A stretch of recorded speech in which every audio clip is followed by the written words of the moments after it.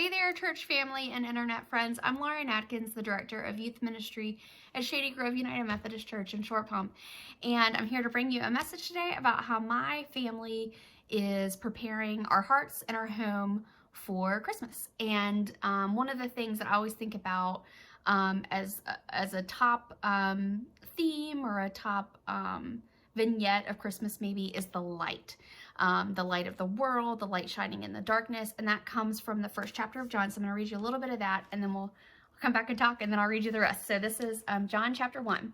In the beginning was the Word, and the Word was with God, and the Word was God.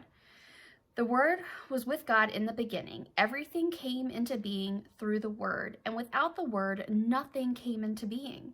And what came into being through the Word was life. And that life was the light for all people. The light shines in the darkness, and the darkness doesn't extinguish the light.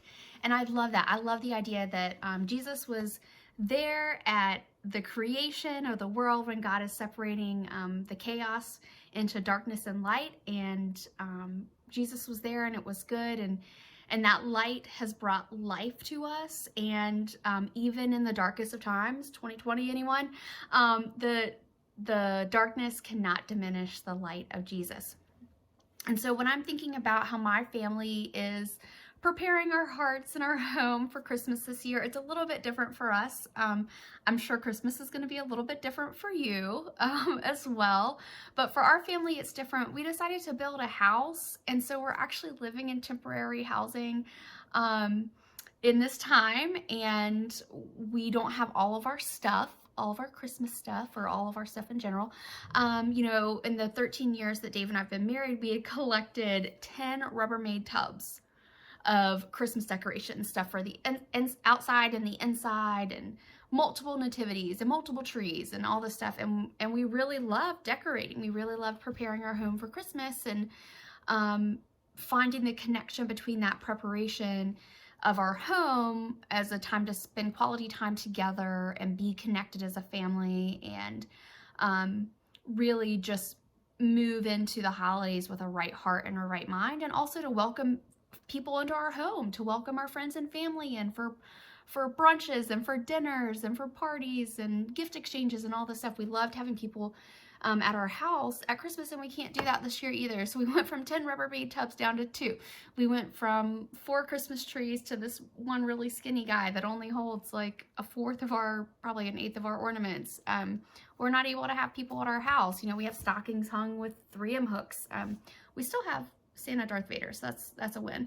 But yeah, Christmas is really different for us this year. But even though it's different for us, and it's probably different for you too, we still got to, as a family, we were still able to, as a family, hang lights on our porch, and to decorate a tree, and to put out the little knick-knacky things, and to put out the nativity that's been super glued 8 million times because it's the one Leah played with when she was little.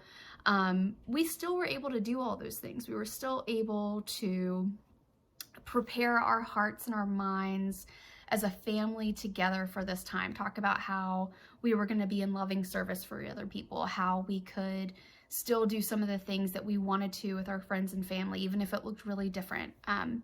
We decided that even though things are different in this pandemic, and even though things are different in our apartment than in a house, we weren't going to let the darkness put out the light. So I'm going to read more to you from the first chapter of John. A man named John was sent from God. He came as a witness to testify concerning the light, so that through him everyone would believe in the light. He himself wasn't the light, but his mission was to testify concerning the light. The true light that shines on all people was coming into the world. The light was in the world, and the world came into being through the light. But the world didn't recognize the light. The light came into his own people, and his own people didn't welcome him. But those who did welcome him, and those who believed in his name, he authorized to become God's children, born not from blood, nor from human desire or passion, but born from God. The Word became flesh and made his home among us, and we have seen his glory, glory like that of the Father's only Son, full of grace and truth.